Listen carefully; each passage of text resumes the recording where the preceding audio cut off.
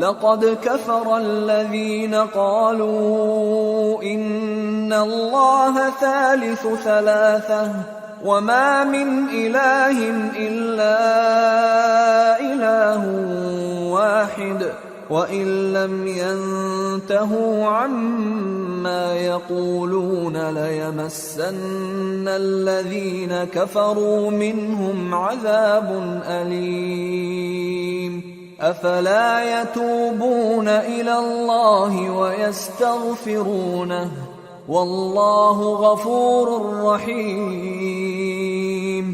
وہ لوگ بھی کافر ہیں جو اس بات کے قائل ہیں کہ اللہ تین میں کا تیسرا ہے، حالانکہ اس معبود یکتا کے سوا کوئی عبادت کے لائق نہیں۔ اگر یہ لوگ ایسے اقوال و عقائد سے باز نہیں آئیں گے تو ان میں جو کافر ہوئے ہیں وہ تکلیف دینے والا عذاب پائیں گے۔